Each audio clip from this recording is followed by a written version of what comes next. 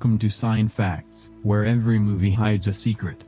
Every scene tells a deeper story.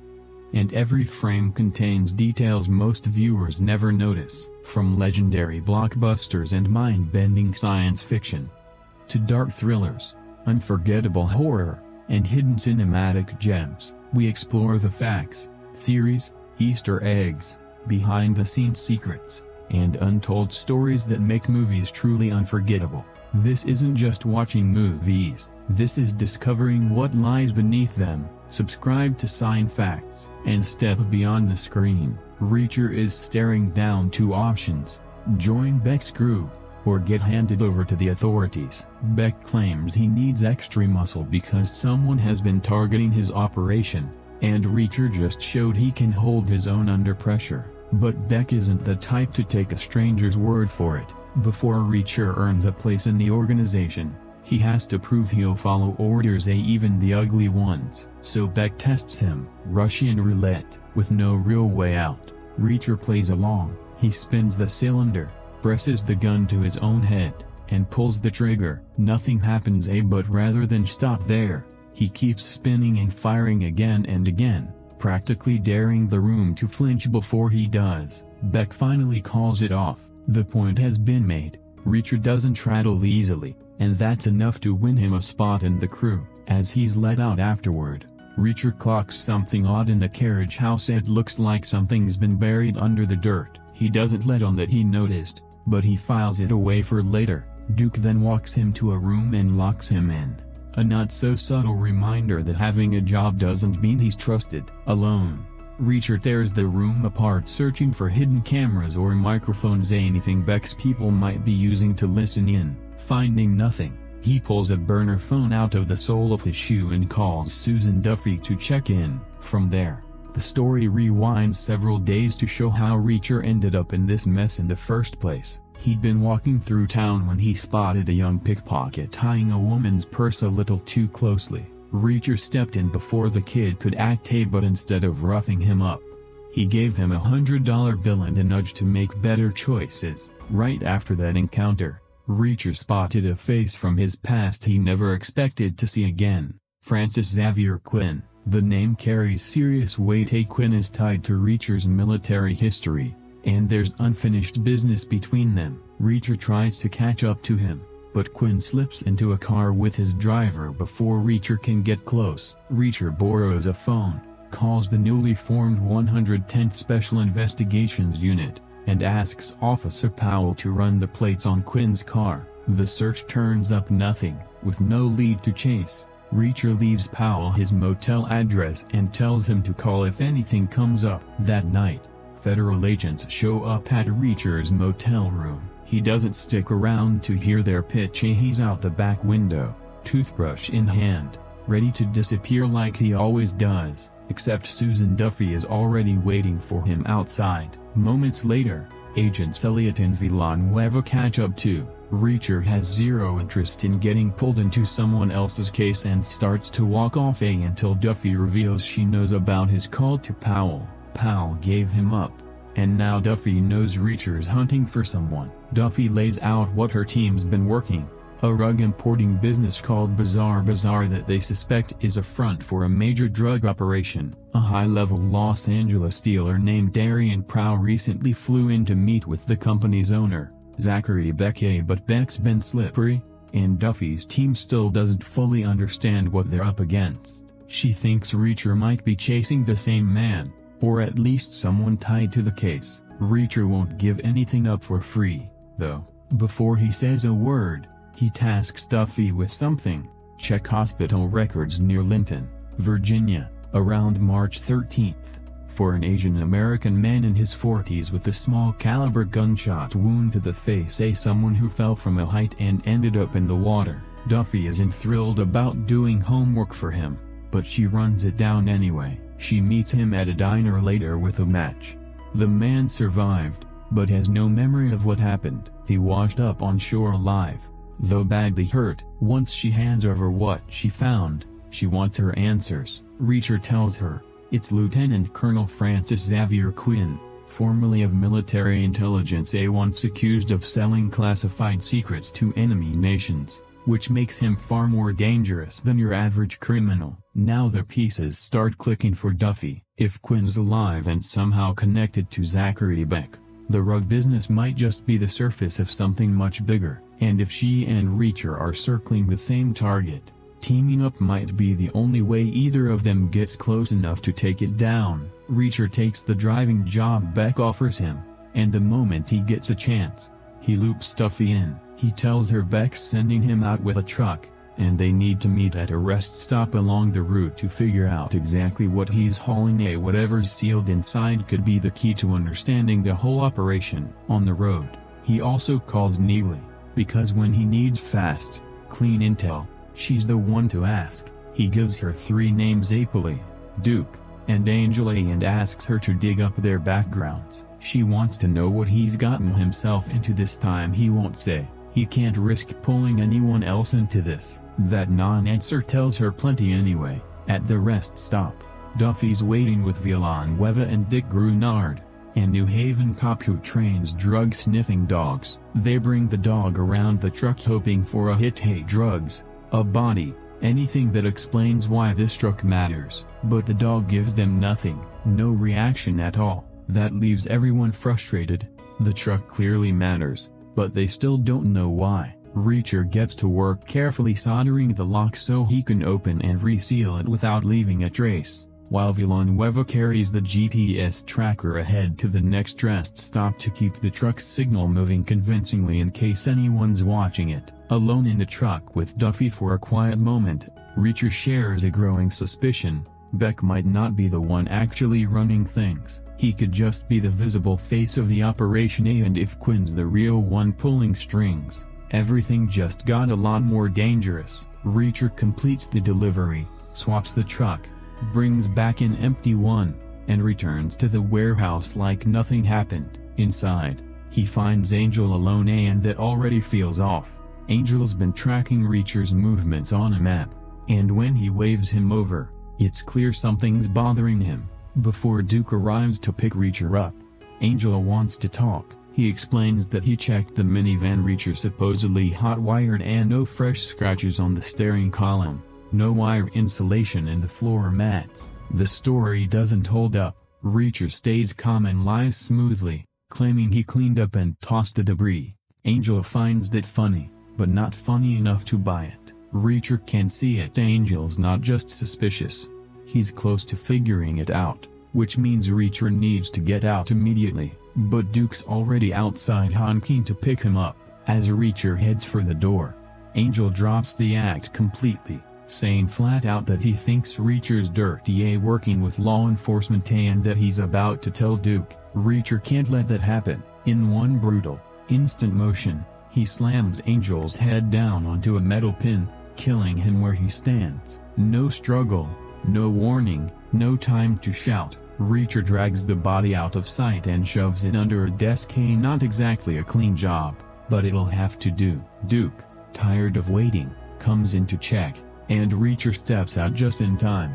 Acting normal, he blames the delay on Angel talking too much. On the drive back, Duke asks what Angel was rambling about. Reacher brushes it off as nothing important, giving Duke nothing to latch onto. Back at the house, Reacher strikes up a casual conversation in the kitchen with Annette, the maid. She tells him she's from La Havre and came to Maine for school. Working for Beck is just how she's paying her way through it. It's a small detail, but Reacher pays attention to people, especially ones caught in the orbit of powerful men who aren't telling the whole truth. Soon after, Duke tells Reacher that Beck wants to see him. Apparently Angel left a voicemail, and Beck has questions. The mood in Beck's office is sharper now. Beck explains that Angel identified the pickup truck used in Richard's kidnapping and belonged to a group Beck's crew had dealt with before, but according to Beck, none of them matched the description of the kidnapper Reacher gave. Reacher floats a theory: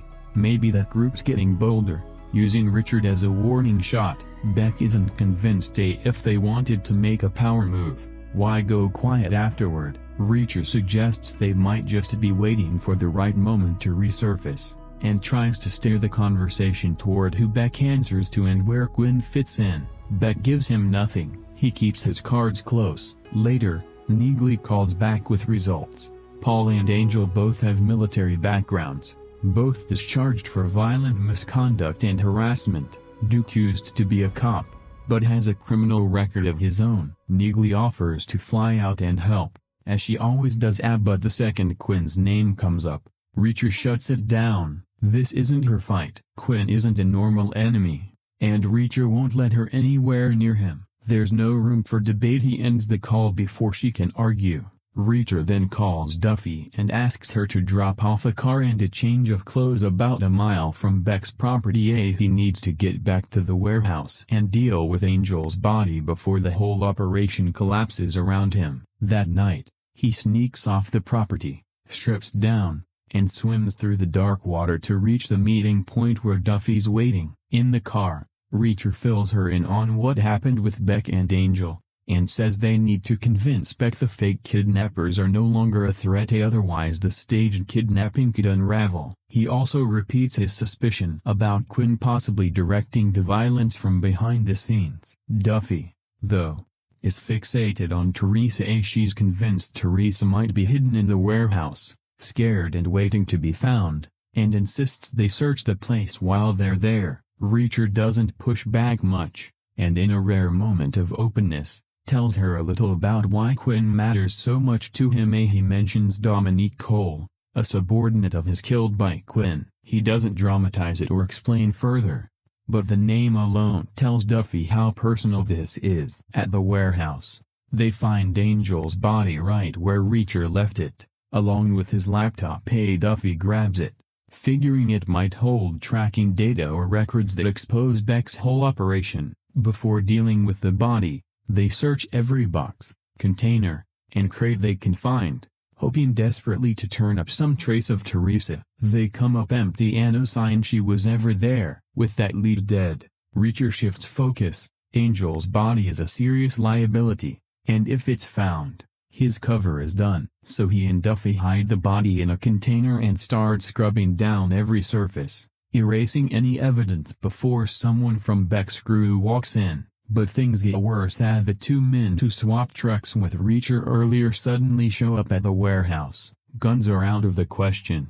since gunfire would draw too much attention, so Reacher and Duffy take them down with their hands, fast and quiet. Now there are two more bodies to deal with, on top of Angel's. It's grim, exhausting work, but there's no room for mistakes. One slip and Reacher's cover is blown. Once the cleanup is finished, Duffy drives him back to the drop-off point. Before parting ways, Reacher grabs Angel's gun, bags it, and swims back across the water toward Beck's property, just as he came. By morning, Beck is on edge. A major shipment is coming in, and the two men supposed to help receive it are now permanently unavailable. Courtesy of Reacher and Duffy, Beck doesn't loop Reacher into the real logistics, though. Instead he sends him on a simple errand: take Richard shopping in town. Reacher knows even small tasks can turn into useful information. On the drive, he gently pushes Richard for details,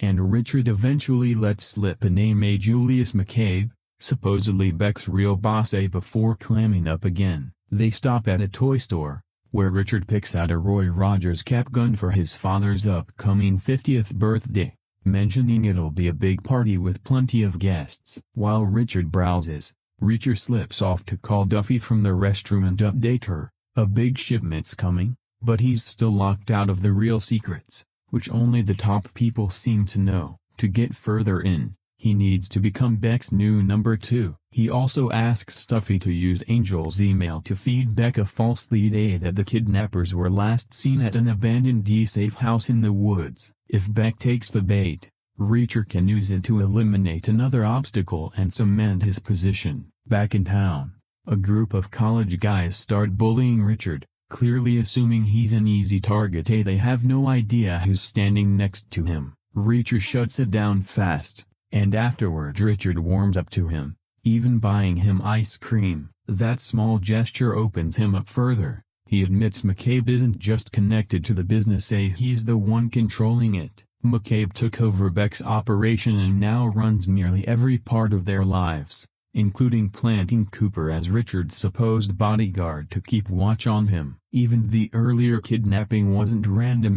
Paulie carried it out under McCabe's orders. Richard explains that Beck had found a way to slip shipments past customs, and once McCabe learned about it, he muscled in, using the rug business as cover for his own smuggling. Beck might look like he's in charge, but McCabe holds the leash. That revelation shifts something between Richard and Reacher. Richard's trusted him with something real, and Reacher realizes the kid isn't just spoiled or scared, he's trapped. Meanwhile, near the warehouse, Duffy and Villanueva watch the shipment being loaded and snap as many photos as they can. This delivery is twice the usual size but comes with far less paperwork. A sign someone important is protecting it. They also manage to photograph a man carrying real authority, someone Duffy suspects might be McCabe, though she can't confirm it yet. Back at the lodge, Elliot steps away to take a call from Duffy, and Cooper seizes the moment, injuring himself on his chair, hoping to guilt Elliot into lowering his guard or giving him an opening to escape. Elliot doesn't bite. Reacher and Richard return to Beck's house just as Duke and Beck are getting ready to leave. The fake email from Angel has worked, and Beck thinks he has a lead on the kidnappers. What he doesn't realize is he's walking straight into a trap. Before they head out, Reacher slips away under the guise of a bathroom break to retrieve Angel's gun from where he stashed it, then rejoins the group as they drive to the woods. At the abandoned safe house, Reacher and Duke grab weapons from the trunk and approach the building. Reacher lies, claiming he sees 6 men inside, and they prepare to ambush the imaginary threat. The moment they're inside, though, Reacher turns his gun on Duke and demands to know where Teresa's being held.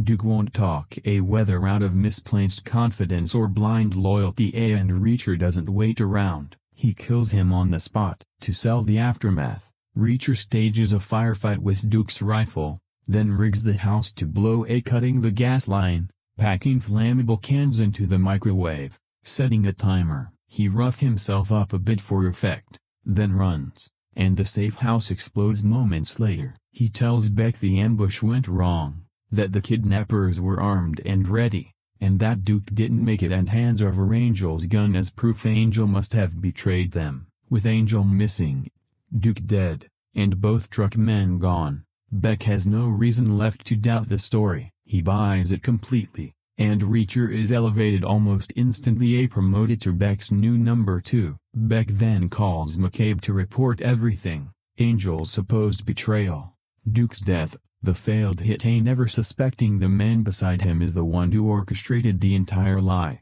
Beck tells Reacher that the decision's already been made from above, he's officially Beck's new lieutenant. Just like that, Reacher's gone from suspicious outsider to one of the most trusted men in the operation. Reacher tells Beck he's heading out for lunch, but really drives straight to the lodge to update Duffy. The safe house had to be destroyed, but the plan worked, and he's now inside Beck's inner circle. Then comes the bigger revelation. Beck confirmed McCabe runs the whole show, but when Duffy shows Reacher a photo of McCabe, he recognizes the face instantly. It's not McCabe, it's Francis Xavier Quinn, the man Reacher believed he'd killed years ago. Duffy's furious that Reacher's been holding back, and demands to know what Quinn did to make this so personal. Eventually he tells her the story from 12 years earlier. Back then, Reacher was working a frustrating case involving a weapons specialist named Roland Goravsky, suspected of leaking classified weapons blueprints. Sergeant Dominique Cole was assigned to help. Sharp, disciplined, and far from a passenger on the case. She was the one who figured out the document exchange was happening at a park, and despite Goravsky trying to trick them during the meet, she and Reacher caught him anyway. Under interrogation, Goravsky revealed he'd been forced into it. Quinn was blackmailing him, holding his 4-year-old daughter hostage to force the leaks. Private Tony Frozen helped by pulling Quinn's phone records for Cole, which linked Quinn to a Syrian national named Sonya Cassidy, suspected of being the buyer for the stolen secrets. Reacher, Cole, and Frozen arrested Cassidy, closing in on the finish line. But it bothered Reacher that everyone assumed he'd done the heavy lifting while Cole had just tagged along. She'd earned real credit, and he wanted her to get it. So when the evidence was solid enough to close Quinn's escape routes for good, Reacher let Cole take point on the arrest, sending her and Frozen to bring Quinn in herself. It's a decision he'd regret for the rest of his career. Too much time passed with no word from her. Reacher texted, hoping for a simple update, hey, but the reply that came back ended with the word sir. Cole had known from day one never to call him that, whether or not she'd sent it herself. The message told him something was very wrong. He and the military police raced to Quinn's property and found only Frozen's body. Cole was gone, and Reacher knew exactly what that meant with a man like Quinn. Not just corruption, but sadism. Working the clues, Reacher concluded Quinn had likely taken her to his weekend property in Linton, and headed there while the military confirmed the address. When he finally reached the barn on the property, he found Dominique Cole dead, her body showing every form of cruelty Quinn was capable of. Grief and rage collided in him as she'd trusted him, and he'd sent her into that trap wanting her to shine. That was the moment the case stopped being about justice and became about vengeance. Reacher dragged Quinn to the edge of a cliff above a violent river and shot him in the face with Quinn's own small-caliber weapon. He was certain the shot had killed him, but the bullet missed the brain, and somehow Quinn survived. And 12 years later, he's standing at the center of this entire gun-running empire under the name Julius McCabe. After hearing the story, Duffy confesses something of her own. She never actually paid Teresa to go undercover. She scared her into it with fake threats of prison time, and Teresa believed her. Now that guilt weighs on Duffy heavily, Teresa's out there because Duffy pushed her, and getting her back alive feels like the only way to make it right. Reacher goes back to Beck's house and keeps gathering intel in smaller ways, asking Agnes and Annette about who's expected at Beck's birthday party. Their answer says a lot. Beck apparently hates his co-workers and doesn't have real friends either. Agnes even calls him lonely. The next morning, Reacher watches Richard boxing and steps in to help. Part training, part connection. Meanwhile, Duffy and Villanueva check other warehouses tied to Bazaar, hunting for any sign Teresa might have been moved. Their search eventually leads them to a tubing facility. Then Beck calls Reacher with bad news. Angel's laptop had a tracking app, and it last pinged at that very facility at the one Duffy and Villanueva are currently searching. Beck's already reacted, sending 3 men to the facility to kill whoever's got the laptop, and Reacher too, just to make sure the job's done right. Reacher knows exactly how bad this is and floors it toward the facility, trying repeatedly to reach Duffy before Beck's men arrive. She doesn't pick up. She and Villanueva are already inside, unaware 3 killers are closing in. The men reach the facility first. Still racing there, Reacher calls Elliot with the situation. Since Duffy's not answering, Elliot thinks fast and rings the facility's landline, hoping someone hears it. Inside, just as Harley and his men spot Duffy and Villanueva, the phone starts ringing. Duffy, confused since the place is supposed to be closed, picks up, and Elliot warns her that Quinn's men are already inside. Within seconds it turns into a full gunfight. Duffy and Villanueva fight their way through the ambush,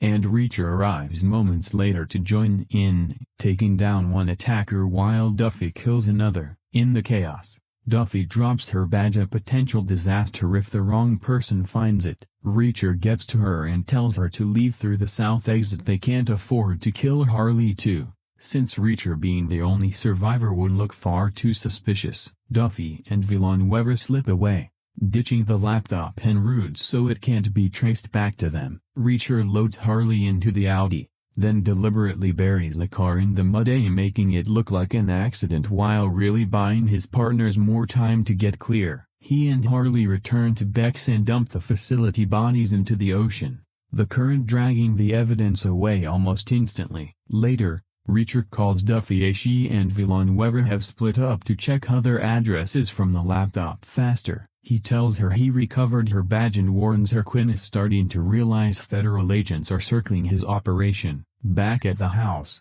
Reacher takes a moment with some absurdly expensive civet coffee, apparently the kind of thing rich people will pay a fortune for if the backstreet's strange enough. Quinn sent 2 extra men to watch the house, and one of them starts making Annette uncomfortable. A Reacher quietly steps in to defend her without making a scene. Later, he hides Duffy's badge inside his pillowcase, and Annette brings him a slice of cake with a note reading "Merci, cutie." A small, sweet moment amid all the ugliness. Back at the lodge, though, things go badly wrong. Cooper asks Elliot for a cigarette, and Elliot, thinking he's got the situation under control, allows it. As he leans in to light it, Cooper secretly takes a mouthful of alcohol from the table, then spits it into the flame when Elliot gets close, blasting fire into his face and blinding him. Cooper beats him to death, then steals the car and drives off. When Duffy returns and finds the car gone and Elliot dead on the floor,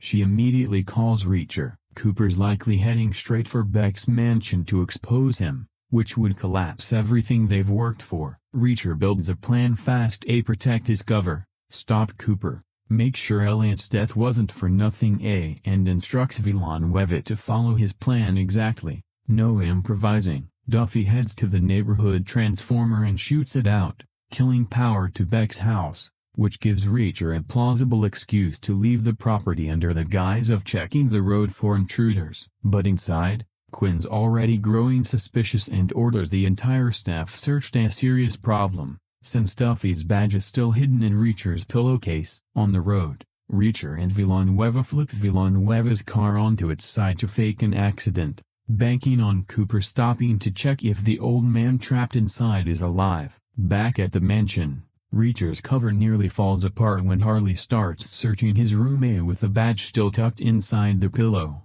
One wrong move could end everything. On the road, Cooper takes the bait exactly as predicted, stopping to check the wreck. The moment he steps out, Reacher shoots him in the head, flips the car back over, and heads back to Beck's. Meanwhile, Duffy calls the D to inform Elliot's father that his son is dead. Back at the mansion, Reacher finds everyone gathered in Beck's office as the atmosphere tense. Beck announces there's an imposter in the house feeding information to the feds, and for a moment Reacher's convinced they've made him. But the accused turns out to be Annette. Polly's already killed her, and Reacher's ordered to dump her body in the ocean. Before he can, Polly smacks him across the face. A reminder of the pecking order. Reacher takes it, since blowing his cover over pride would be foolish. But Annette's death hits differently. She wasn't just caught in the crossfire, she'd been undercover herself. ATF.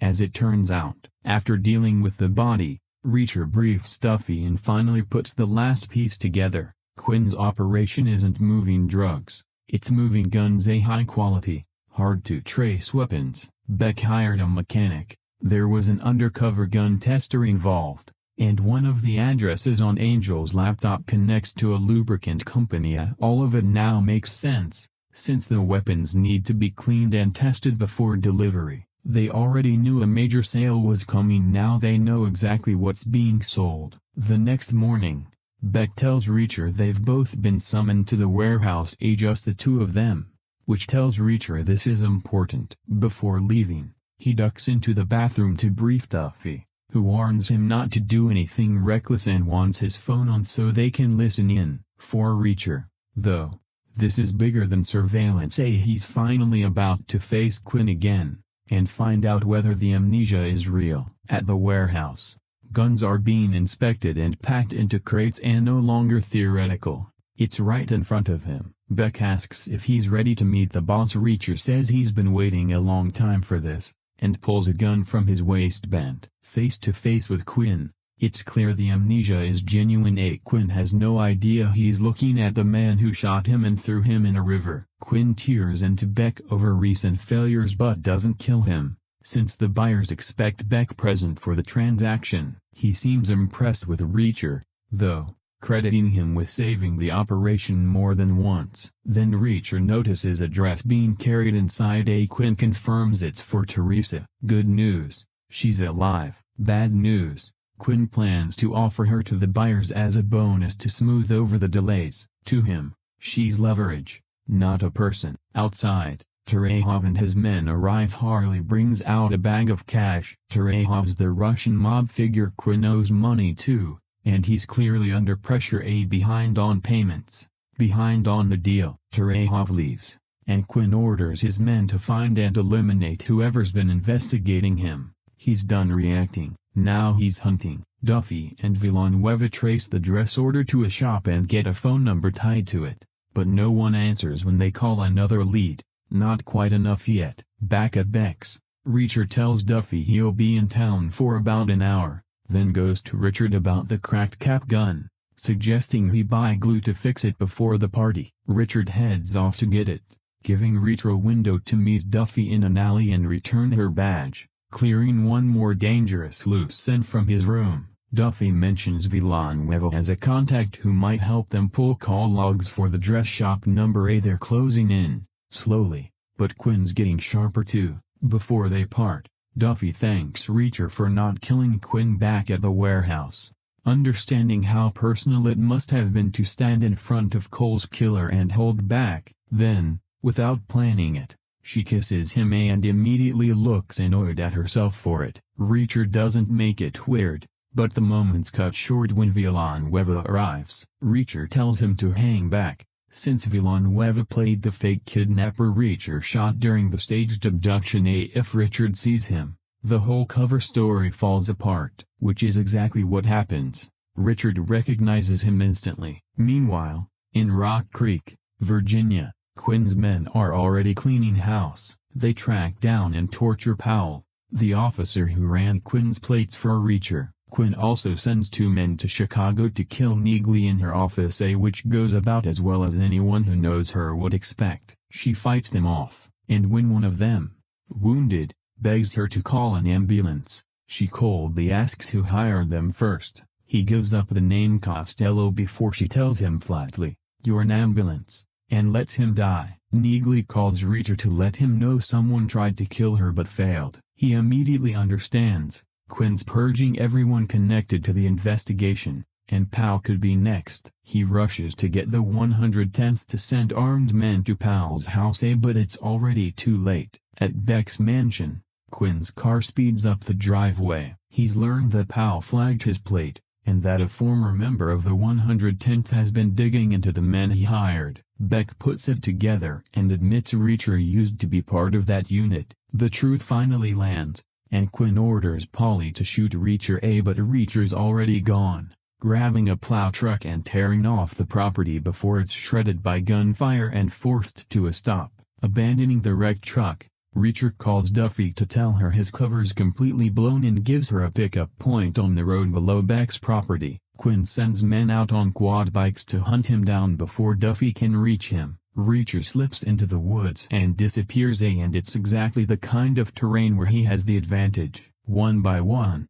he takes the pursuers down, quiet and brutal. Afterward, he pays an elderly couple at a laundromat to let him lay low for the night. Polly later finds the aftermath in the woods. Every man Quinn sent is dead, and Reacher's gone. Furious and humiliated, Quinn takes it out on Beck by forcing Richard to play Russian roulette in front of him. Richard survives, but Quinn still cuts off Beck's ear to make his point. Reacher regroups with Duffy and Villanueva. Duffy floats, bringing in the ATF for a full raid, but Reacher shoots it down. Quinn already knows the secret's out and will be rearranging his operation, so a raid based on old intel could hit nothing but empty rooms. Villanueva has a new lead, calls to the dress shop traced back to a place called Port Rome, possibly where Teresa's being kept, though there's no way to confirm without going there. Reacher also recognizes the number. It belongs to Harley. At the docks in Port Rome,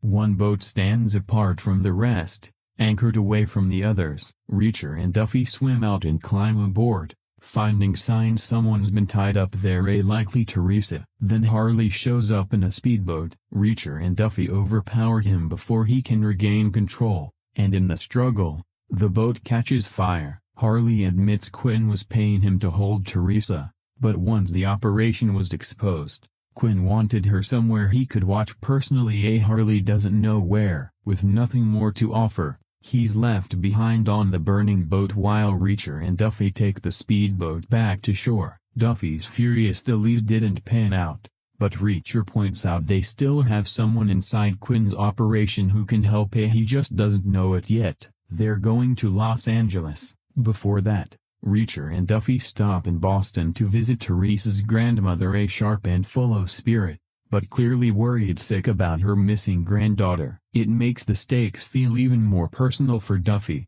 Teresa isn't just a missing informant, she's someone's family. In Illinois, Neagley tracks down Costello and squeezes information out of him. He confirms he's Quinn's fixer, and reveals something darker still. This isn't the first time Quinn has destroyed innocent people to protect his business. 5 years earlier in Chicago, Quinn took over a family-run export company when the family threatened to report him. He killed all of them, including the kids. The clearer the picture gets, the more obvious it becomes. Quinn doesn't just eliminate problems, he erases them entirely. In L.A., Duffy and Reacher review surveillance footage of Darian Prowse's illegal dealings, and Reacher spots something small but useful and new angle to pressure him with. During this stretch, the tension between Reacher and Duffy finally breaks. She'd been trying to stay professional, but between the danger and the emotion, something gives, and the two finally act on the attraction that's been building. Somewhere out there, Roscoe and Dixon would probably have opinions about that. The next day, they track Prow down and force him to take them to his gallery, where Reacher lays out the stakes plainly. Prow's already committed 2 violent felonies,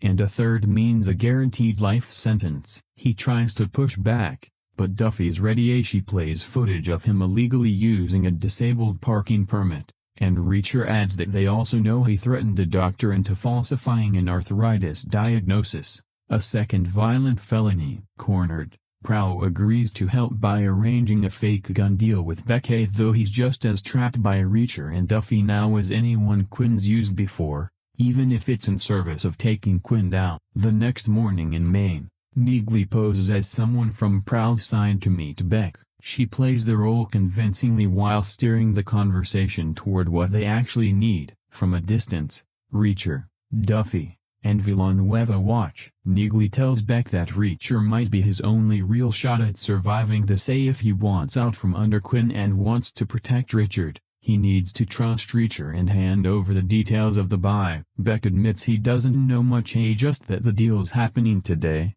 and the buyers are flying in from Yemen on a private airfield. Neagley pushes him to find out the exact time and place, warning that without it, nobody can help him. To keep up appearances, she and Beck stage a fake blow-up over price before splitting up, but the real goal's accomplished. Beck's officially working with the team now, feeding them information from the inside. Meanwhile, Quinn heads to an unknown location with food for Teresa, not out of kindness, but to keep her alive and controllable for the buyers. She's being prepared, not protected. Back with the team, Neagley joins Reacher, Duffy, and Villanueva for lunch to run through the plan. Duffy reaches out to a contact at the FAA to try to track the incoming private jet. If they can follow the buyers, they might get the deal's location before the guns even move. Away from the group, Neagley and Reacher talk through just how dangerous this is. This isn't Margrave, and it isn't New York. Quinn's ex-military, ruthless, and surrounded by serious, military-grade firepower. Neither of them is under any illusions about their odds. Back at Beck's, he's helping Richard with his bow tie when a rare, sincere moment passes between them. Beck apologizes for being an absent father, especially after Richard's mother died, and the two embrace. Then Duffy's FAA contact comes through.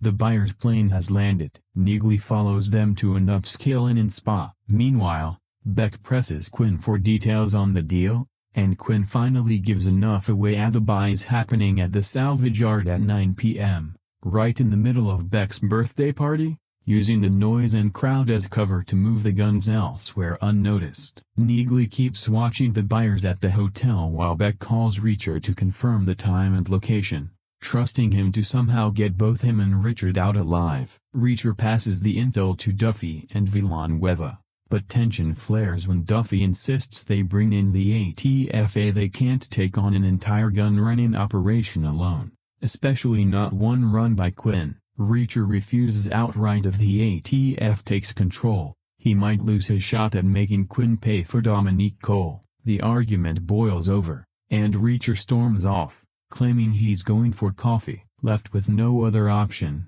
Duffy and Villanueva bring the case to the ATF anyway. The meeting is rough. Duffy's furious. They want to sideline her team after all their work, and the ATF is furious they're being looped in this late on a major weapons deal happening that same night. They eventually compromise. The ATF leads the bust.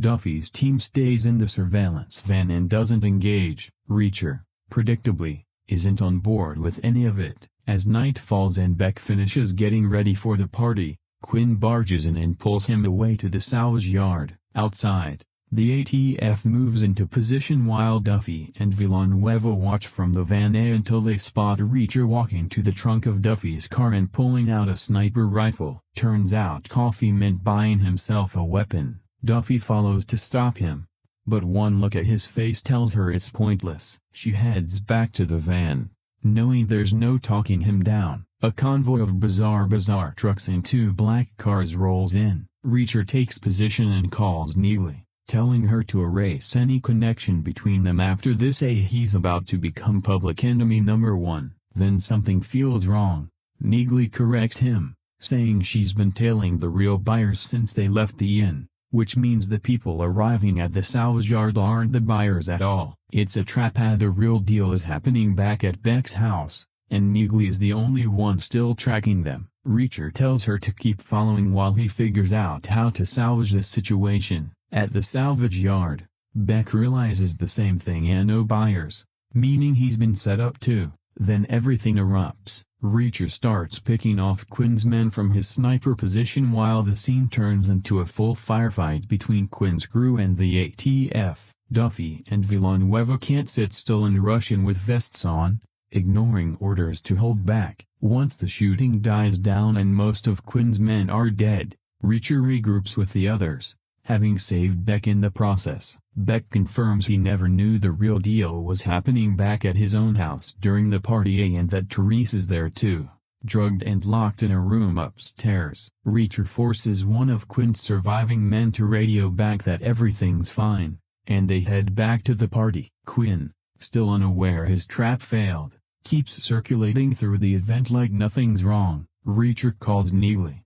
hidden in the bushes outside the mansion watching the real buyers. Everyone at the salvage yard is dead except him, Duffy, Villanueva, Beck, and one of Quinn's men. Since the weapons are still due for delivery at the house, the trucks need to head back there too. Neely confirms the guests have already arrived and the deal hasn't happened yet. Then there's the obvious problem, Polly, still guarding the property like an attack dog. Reacher tells her not to worry about him. Polly's his problem. Reacher forces Quinn's surviving man to drive one of the trucks, picking up Neely along the way, while Villanueva struggles to get the second truck to the property without drawing suspicion. Inside, Quinn greets the buyer, Nasser, and hands him the key to Teresa's room. She's part of the deal now, plain and simple. When the trucks finally arrive but aren't parked correctly, it catches Polly's attention, and he walks over to check. Giving Reacher his opening.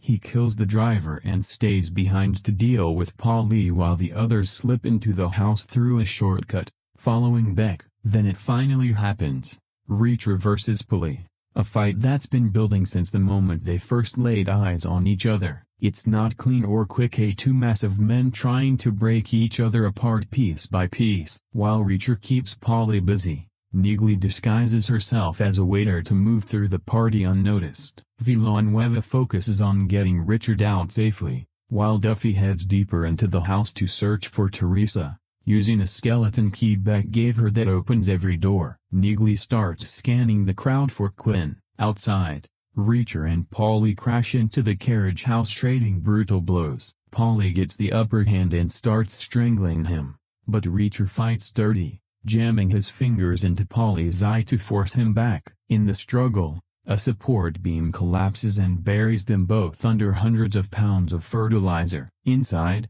Villanueva searches for Richard and runs into a waiter in the bathroom. A fight breaks out, forcing him to handle his own crisis while the rest of the house falls apart around him. Back in the carriage house, Polly claws free of the fertilizer first, wraps a chain around Reacher's neck, and hangs him from the ceiling before walking off. assuming it's finished. It isn't. Reacher fights through the pain, rips the pulley loose, and drops back down, barely alive, but still in the fight. Meanwhile, Richard hears the commotion from the bathroom and finds Villanueva bloody but victorious. Outside again, Reacher and Paulie collide once more, both exhausted but too stubborn to quit. The fight spills into the ocean.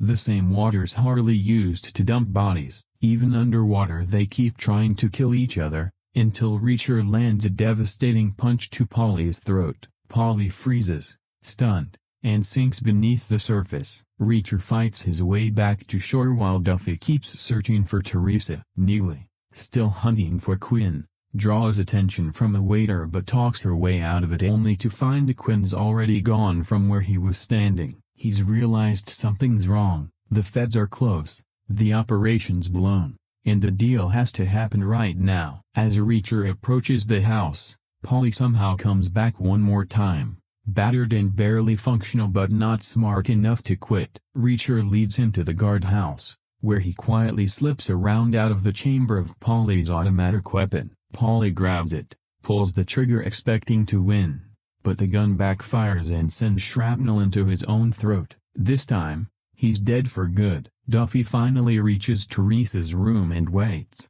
hidden and armed, catching Nasser at gunpoint when he enters. At the same time, Reacher storms the barn where the weapons are stored, grabs a shotgun, and starts tearing through Quinn's men one after another. The gunfire alerts the whole property. Duffy uses the chaos to take out Nasser and his bodyguard and get Teresa moving. Reacher, fully unleashed now, keeps cutting through Quinn's men, turning the barn into a battlefield, and the panic quickly spreads to the party. Realizing the deal's collapsing, Quinn shoots the client's own men in desperation, sending guests scattering. Duffy uses the confusion to get Teresa out safely while Neely keeps Quinn pinned down in a firefight. Villanueva tries to get Richard to another exit, but Quinn intercepts him and drags him into the office. Beck rushes in, aiming Richard's cap gun at Quinn. For one brief second, it looks like he might actually stand up to the man who ruined his life. But the glue holding the toy together hasn't dried, and the barrel starts to fall apart. Quinn notices immediately, raises his real weapon, and kills Beck in front of his son. While Quinn's focused on Beck, Richard grabs an Uzi and sprays the room, forcing Quinn to retreat. He runs for the exit with Reacher right behind him, but outside, Terehov and his men are waiting, surrounding him. Reacher tells Terehov he has unfinished business with Quinn, but Terehov isn't interested in personal vendettas. Then Reacher's people step out to even the odds. Neely offers Terehov the cash taken off Nasser's men. Take it and walk away. Leave Quinn behind. The Russians accept. Hey, money beats loyalty, especially with a client who's caused this much trouble, and disappear, leaving Quinn completely alone. Now it's just Reacher and Quinn, exactly the way it was always meant to end. Quinn still doesn't recognize him until Reacher says Dominique's name. The memory comes flooding back,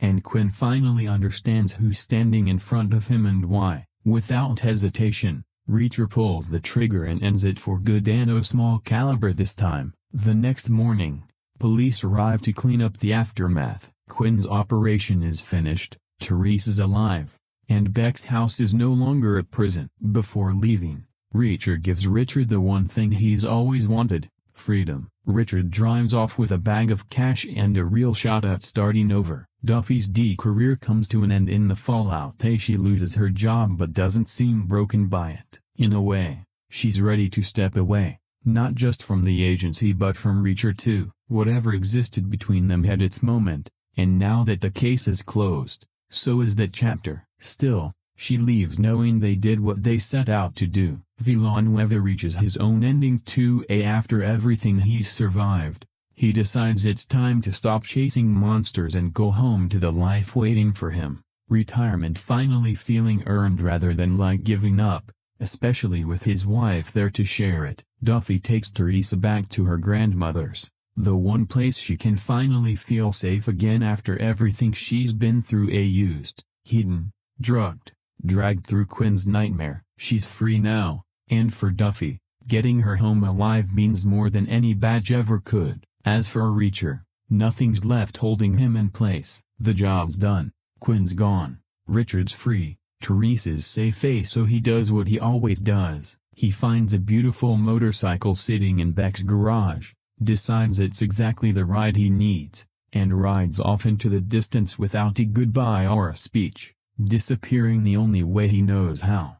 Honestly, the best thing about Reacher Season 3 is that it feels like the show remembered exactly what made people tune in to begin with. Season 2 wasn't unwatchable by any means. There were still fights, still one-liners, still Alan Ritchson walking into rooms like a brick wall with a passport, but something felt slightly off. The story got bigger, the team dynamic took over more than it needed to, and Reacher himself sometimes felt like one cog in a larger machine rather than the engine driving it. Season 3 corrects a lot of that. This time the show pulls him back into the kind of setup that suits him best. One dangerous situation, one criminal world, one mystery tightening slowly around him while he's stuck right in the middle of it, working things out his own way. That's where this character shines, not when he's surrounded by a dozen equally capable people. Not when the show stretches itself broader than it needs to. Reacher's at his strongest walking into a mess,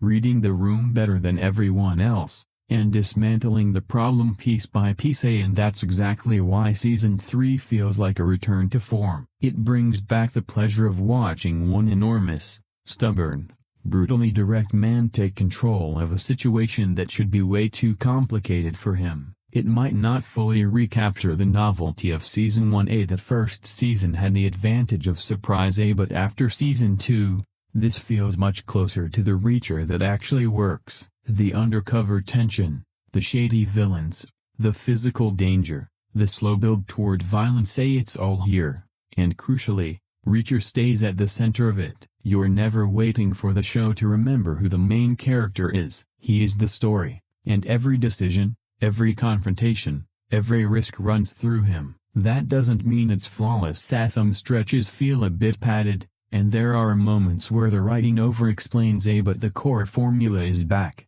the confidence is back, and the sense that Reacher is both the smartest guy in the room and the last person you'd want to fight is back too. That alone makes this season feel like the show finding its footing again. It's almost impossible to talk about Season 3 without comparing it to what came before, because that comparison hangs over nearly every episode. Season 1 set a surprisingly high bar. A lot of people expected a straightforward action show and instead got a genuinely smart mystery, memorable characters, and a Reacher who leaned on observation and deduction just as much as brute force. It felt fresh and confident, knowing exactly what story it wanted to tell. Season 2 split the audience, as some still had a great time, others felt the show had drifted from what made the first season click. The scale grew, the focus shifted, and for a lot of viewers the balance wasn't quite the same. That's what makes Season 3 interesting. Instead of trying to reinvent the formula again, it seems to ask a simpler question: what worked before? And leans back into those original elements rather than chasing bigger stakes. Not everyone agrees where it lands. Some still think nothing tops Season 1 and never will. Others see Season 3 as a real course correction. Some enjoy all three for different reasons, each with its own flavor of adventure. Honestly, all those takes make sense. Season 1 still has the edge of novelty. We were meeting Reacher for the first time, discovering how his mind works. That first impression is hard for any sequel to match. Season 2 expanded the world, and for some that worked. For others it diluted the simplicity that made the original so effective. Season 3 lands somewhere in between. It doesn't fully recapture the debut's magic, but it avoids repeating the choices that divided people on Season 2. It settles into something familiar without just copying what came before, and that's probably its biggest win. It understands audiences weren't asking for a totally different Reacher,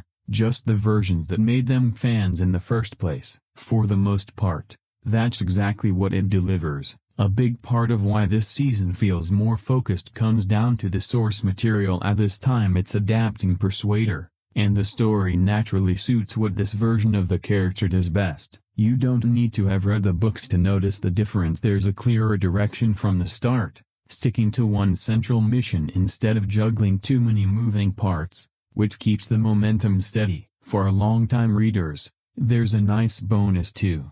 The adaptation stays close to the spirit of the novel. TV always requires some tweaking, but it never feels like the source material gets shoved aside for spectacle. The core setup and journey stay recognizable, and that consistency helps a lot. Rather than reinventing Reacher, the writers seem to trust the story they're adapting, letting the investigation, the undercover mission, and the personal stakes build together instead of competing for attention. It's also a story that plays right into his strengths. Dropped into unfamiliar territory, surrounded by people who don't trust him, forced to work things out one step at a time, which suits him far better than non-stop action from episode 1. Interestingly, the season doesn't lean on constant twists to hold your attention. The appeal is watching Reacher quietly piece the puzzle together. Even when the action slows, there's always another clue, another loaded conversation, another decision pulling him deeper into enemy territory. That balance is what makes the adaptation work. It respects the character's slower, investigative side without forgetting it's still an action thriller underneath. The season wastes little time throwing Reacher into unfamiliar waters. Instead of simply identifying the bad guys and taking them down one by one, he has to play a much more dangerous, patient game. Getting close to the enemy means becoming part of their world. That changes the whole atmosphere. Every conversation matters. Every new face is a potential exposure risk. And once his cover's blown, there's no easy way out. What's interesting is the show doesn't suddenly turn him into a master spy. In fact, it makes clear deception isn't his strongest skill. He's blunt, brutally honest, used to confronting problems head-on.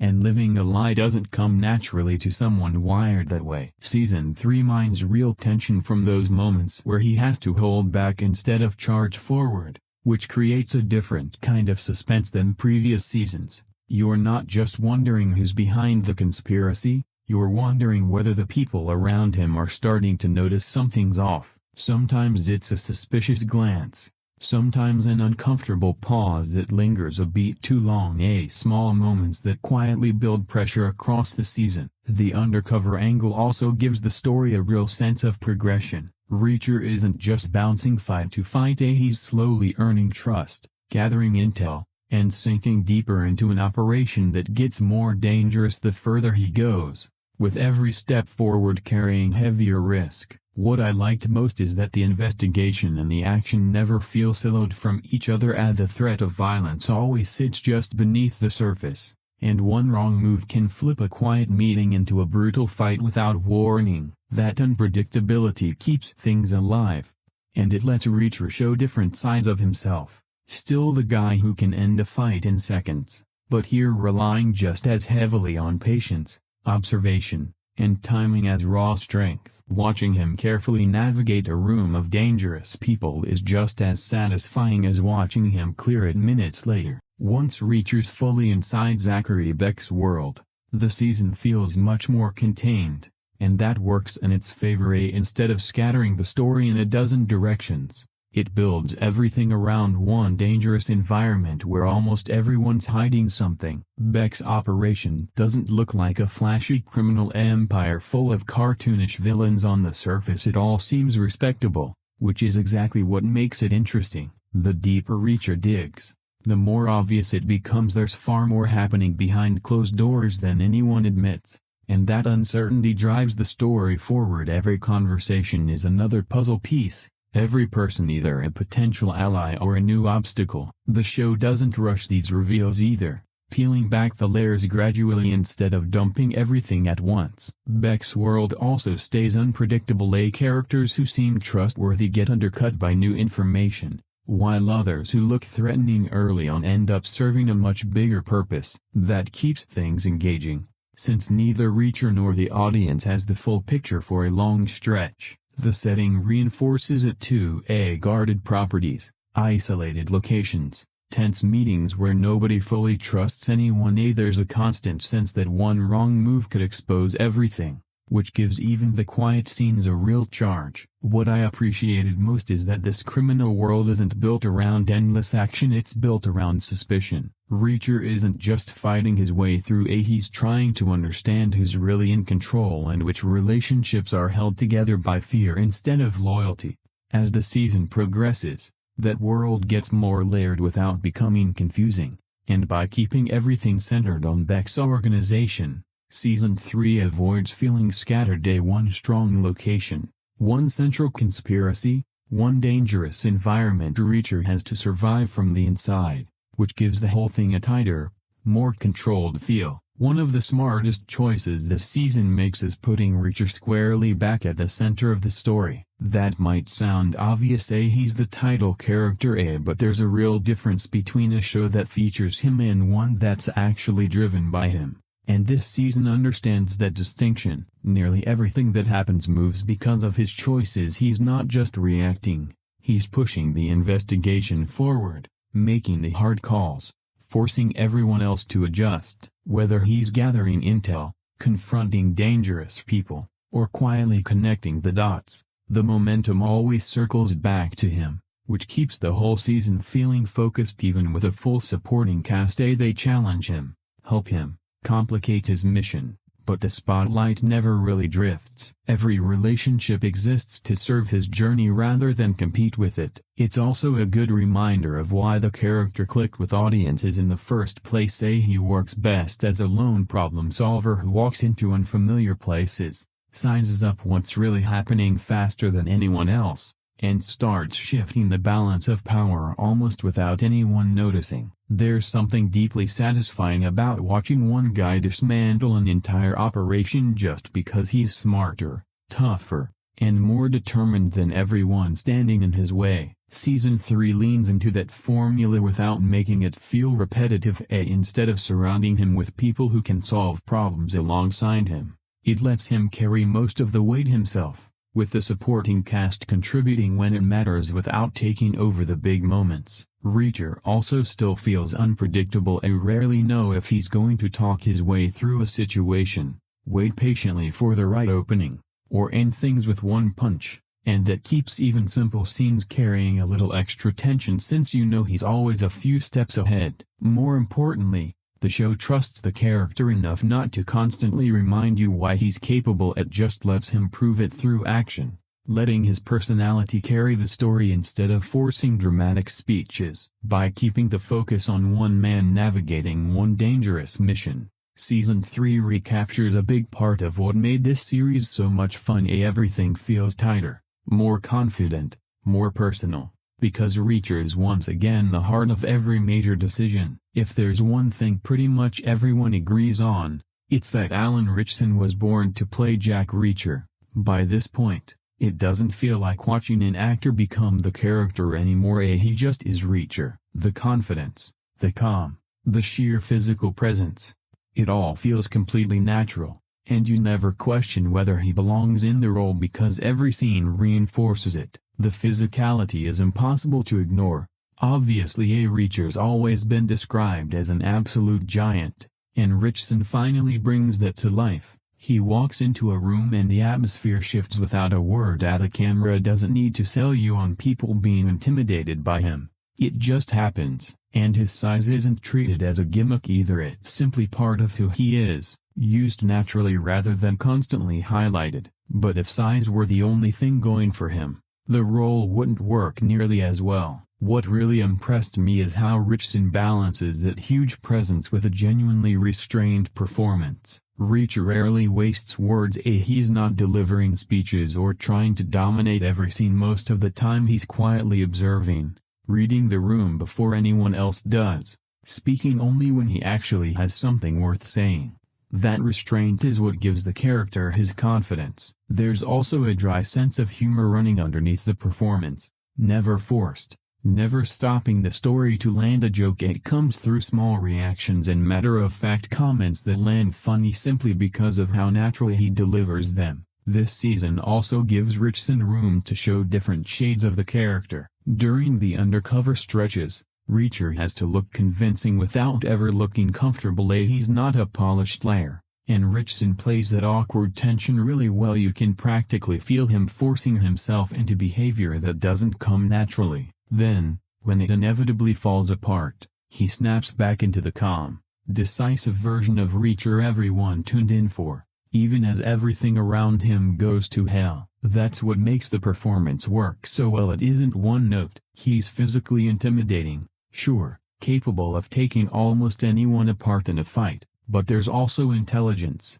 patience, quiet confidence, and just enough humanity underneath to keep him from feeling like an unstoppable machine. Season 3 doesn't ask Ritchson to reinvent anything, it just gives him another chance to prove why he was the right pick from the start. 3 seasons in, it's genuinely hard to picture anyone else filling those boots this effortlessly. Something Season 3 leans into more confidently than ever is the simple fact that Reacher doesn't look like anyone else in the room. He walks in and the power balance shifts before he even opens his mouth, and the show knows exactly how to use that. Sometimes he barely does anything, he just stands there while everyone else suddenly gets a lot more careful with their words. That physical presence builds tension before a single line of dialogue lands, and the season gets a lot of mileage out of it. What's interesting is that the show doesn't pretend his size is ordinary, it almost leans into the mythology around him. He's not just a big guy,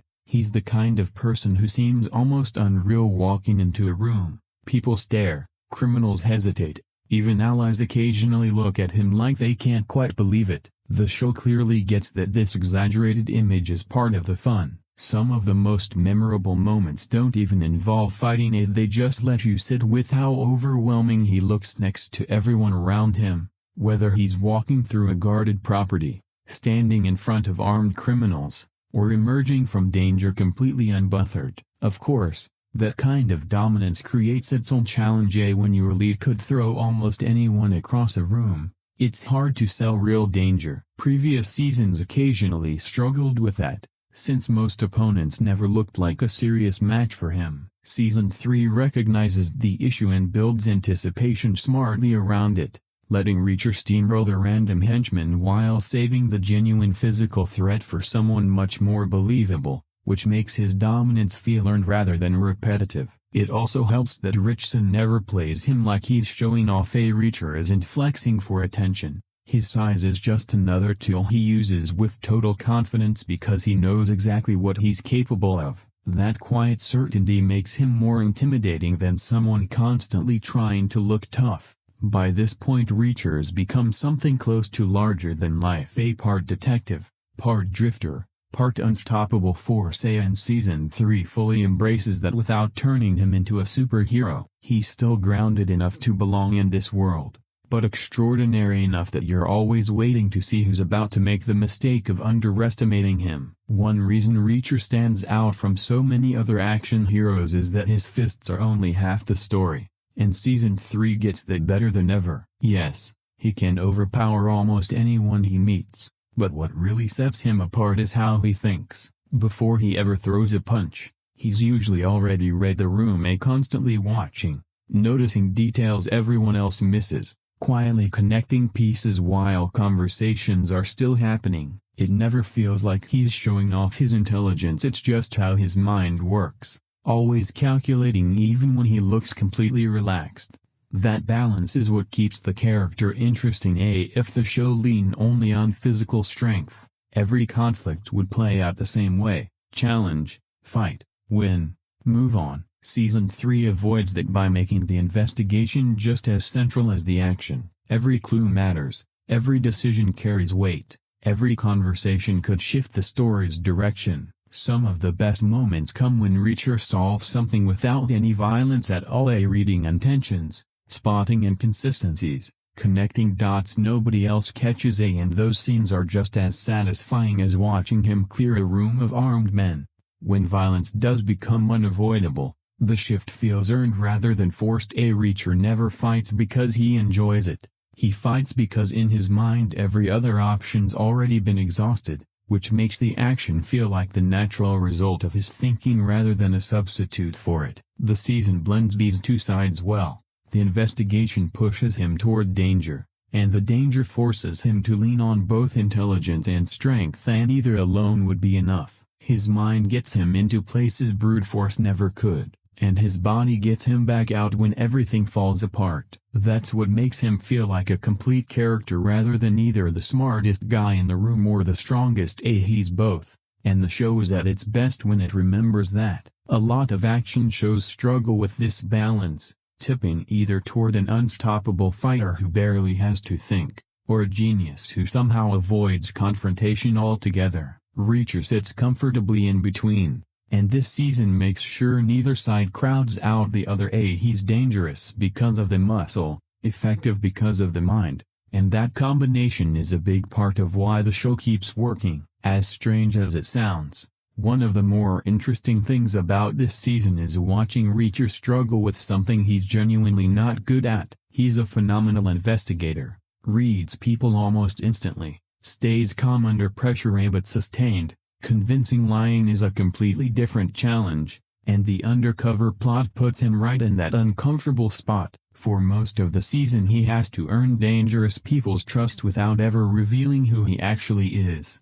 And deception simply isn't part of his makeup. He's direct to a fault. If he's got something to say, he says it. If someone deserves a punch, they get one. Pretending to be someone else runs against everything that makes him who he is, and a lot of the tension comes from sensing just how uncomfortable that makes him, tolerating the lie rather than mastering it, which actually makes the performance more believable. What's clever is the show doesn't magically transform him into a polished spy just because the plot needs it. His cover works largely because of who he already is. He's intimidating, confident, doesn't waste words, and people around him tend to accept his bluntness because it's exactly what they expect from someone with his reputation. In a strange way, his honesty helps sell the disguise. Still, plenty of scenes feel like everything could collapse over one wrong sentence, and those quieter moments end up being some of the season's strongest. No explosions,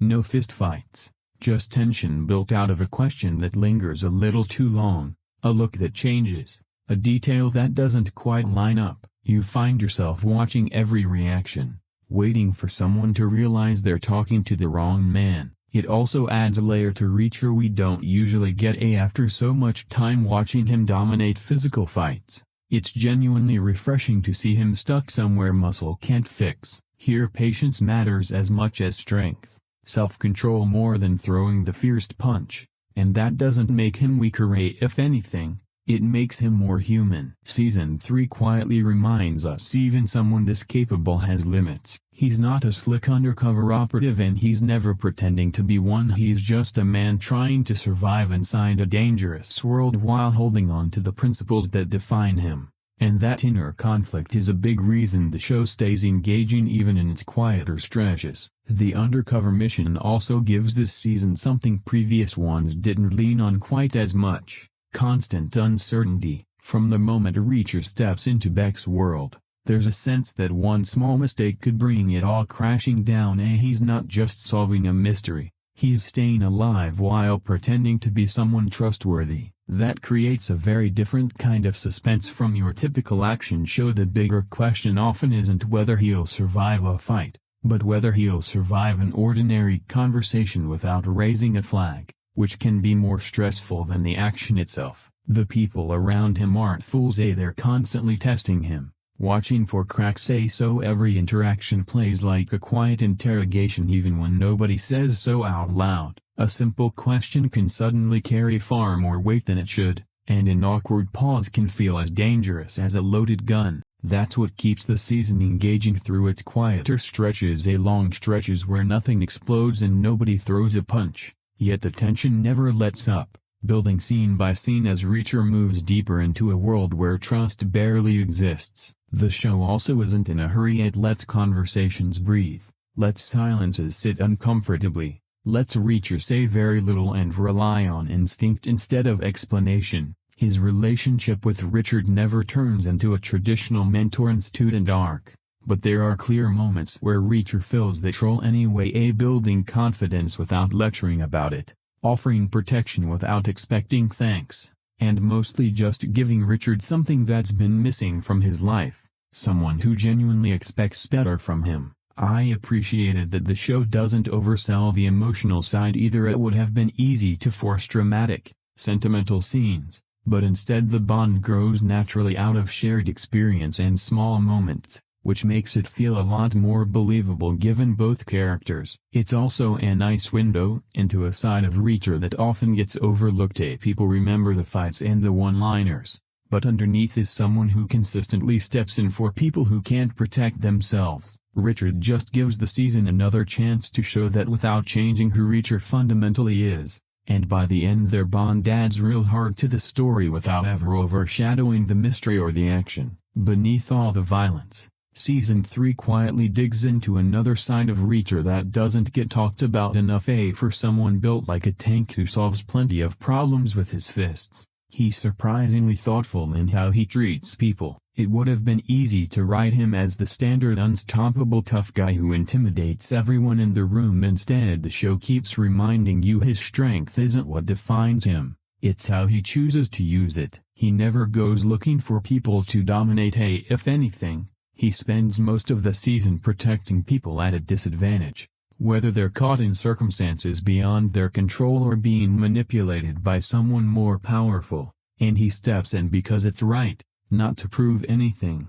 That distinction matters. A lot of action heroes treat violence as their personality, but Reacher doesn't. It's a tool he reaches for once every other option's run out, and before that point he's usually observing, asking questions, trying to understand the situation. Even knowing he's the strongest person in most rooms, he doesn't constantly remind anyone of it. And no boasting, no empty threats, no chasing attention. His confidence comes from knowing who he is, not from needing others to acknowledge it. The season also does a nice job showing that strength and compassion can coexist. Some of its quieter scenes reveal a man willing to listen or simply be present for someone who needs it, and those moments don't interrupt the action so much as give it more meaning, because you understand exactly what he's fighting for. I also appreciate that the show never turns this into a speech. Nobody stops to explain what kind of man Reacher's supposed to represent. His actions do that on their own. How he treats people, the choices he makes under pressure, who he chooses to protect. That's probably why the character keeps resonating. Yes, he's intimidating. Yes, he's capable of serious violence when it's called for.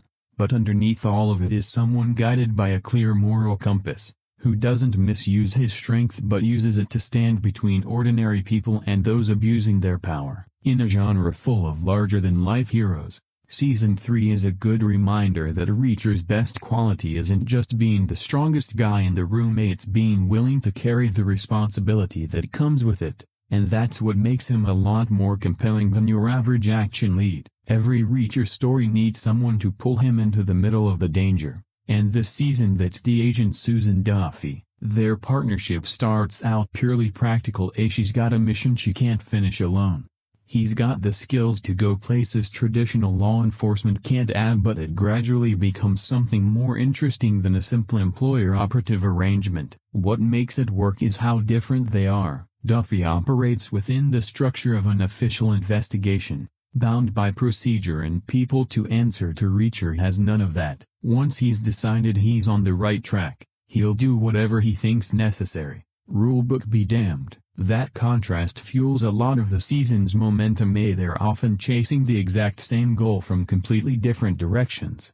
Duffy needing results without losing control of the operation. Reacher focused purely on solving the problem the fastest, most effective way possible. Despite the friction, they complement each other well. Duffy brings resources and a clear-eyed view of the larger case. Reacher brings instincts you can't teach, noticing what others miss and adapting instantly when plans fall apart. I also like that the show doesn't manufacture constant conflict between them just for drama, which is common in shows pairing a hero with a law enforcement partner. They don't agree on everything, but a real mutual respect builds naturally as the danger escalates, and it's earned rather than announced, and neither of them spends time convincing the other of their worth. They just watch each other work. As the investigation deepens, Duffy comes to understand why Reacher is so effective, While he recognizes her determination matters just as much as his own methods, not every choice around the character landed for everyone, as some viewers weren't fully sold on certain performance choices. But even that criticism rarely undercuts how central she is to the investigation,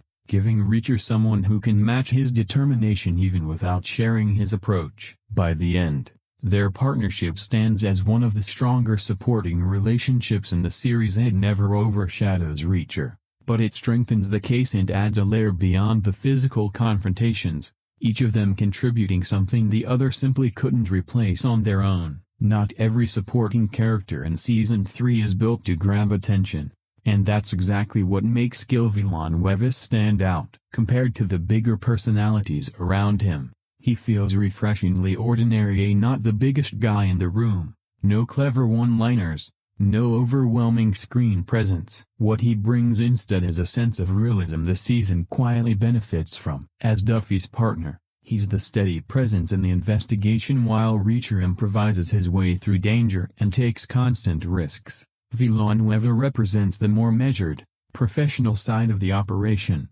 dependable and focused without unnecessary drama. That balance matters. A story stacked entirely with extreme personalities can start to feel exaggerated, and having someone who reacts like a normal person helps ground the world around Reacher, reminding you that not everyone can casually walk into a criminal organization or survive impossible odds through sheer confidence. There's also an interesting contrast between the two. Reacher often looks completely at home in dangerous situations, almost like chaos is his natural habitat, while Villanueva feels much more aware of the risk at every step. That doesn't make him weak, just relatable, and it creates a subtle tension whenever things get dangerous and you naturally worry about him a bit more, since he doesn't have Reacher's overwhelming physical edge, and the show occasionally leans on that vulnerability to remind you not everyone's equally equipped to survive what's coming. Even without being the season's most prominent character, he never feels unnecessary. Every investigation needs someone doing the legwork behind the scenes, and Villanueva fills that role without demanding constant attention, letting the bigger personality shine while still making his own meaningful contributions. I appreciate that the show doesn't try to force him into something he's not. Either he's never suddenly turned into an unstoppable action hero, staying grounded from start to finish, and that consistency makes him more believable. Sometimes a supporting character succeeds simply by making the world around the lead feel more authentic, and that's exactly what Villanueva does here. He might not dominate conversations afterward, but he quietly strengthens the story by giving the investigation another believable, dependable presence. One of the clearest differences between Season 2 and Season 3 is how the show handles returning characters. And Frances Neagley is the best example. She's always been one of the few people Reacher genuinely trusts, and their relationship doesn't need long conversations or big emotional beats to work. There's an existing understanding, and the show wisely doesn't try to reinvent it.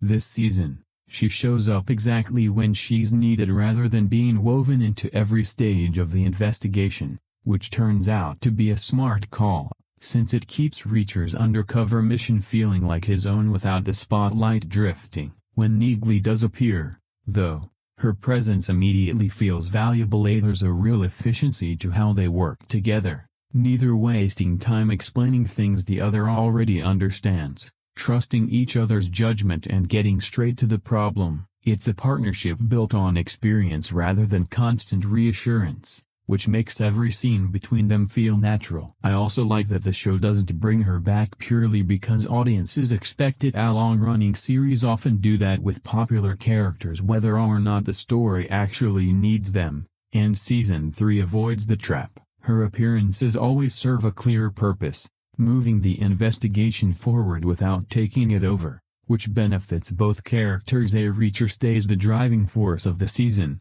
while Neagley gets moments that remind you why she's such an effective ally, without overshadowing him or feeling like a token cameo. There's something reassuring, too, about watching their friendship continue without manufactured drama or forced subplots. It's built on mutual respect, absolute trust, and years of shared history. And the show just lets that speak for itself. In a lot of ways, Neagley represents the one constant in Reacher's otherwise rootless life. He moves from place to place, meets new people every season, leaves most of them behind, but she's the rare exception who understands him without needing an explanation. By scaling back her role instead of expanding it, Season 3 actually makes every appearance feel more meaningful. She shows up, does exactly what the story requires, strengthens the case, and steps back to let Reacher keep carrying the season. Simple approach, and it works. Something that really helps this season is that it doesn't rely entirely on Reacher to carry every scene. He's obviously the main draw, but the supporting cast gives the world enough personality that things never feel empty whenever he isn't front and center solving something or throwing a punch. What's nice is that nearly everyone has a purpose. Instead of characters existing just to fill screen time, most of them contribute something meaningful, whether pushing the investigation forward, raising the stakes on the undercover plot, or simply making the world feel more real. Nobody's just standing around waiting for Reacher to show up. That balance matters. One of the easiest ways for an action series to get repetitive is letting its supporting cast blur together, and Season 3 avoids that by giving people distinct personalities without letting them crowd out the central story. They support Reacher's journey rather than compete with it. I also liked how different the relationships feel from one another, as some built on trust, some on suspicion, some existing purely because two people need something from each other, which keeps conversations from feeling repetitive, since every scene has its own dynamic. The characters also aren't reduced to simple types. People who seem easy to peg often reveal another side as the story unfolds, some more sympathetic than expected, others far more dangerous, and those gradual shifts keep the cast from feeling predictable. Plenty of smaller moments help these characters stick to. Not every memorable beat needs a twist or an action sequence. Sometimes it's a brief exchange or an unexpected reaction that tells you everything about who someone is. Those small touches make the cast feel like people rather than plot devices. Most importantly, everyone understands their role within the larger story. This is still Reacher's show, and even when another character gets a strong scene, it almost always ties back to his mission or his choices, which keeps the narrative focused while still giving everyone else room to matter. By the end, it's easy to remember more than just the lead. The supporting cast may not get equal screen time, but together they build a world that feels lived in and dangerous, making the whole thing brighter rather than stealing the spotlight, and giving Reacher stronger allies, more believable enemies, and a richer story to move through. One thing about Season 3 that doesn't always get enough credit is the setting. It might not seem like a big deal at first, but the location quietly shapes the mood of nearly every episode. This season feels different the moment Reacher arrives. Instead of crowded cities or familiar small-town streets, most of the story unfolds around isolated properties,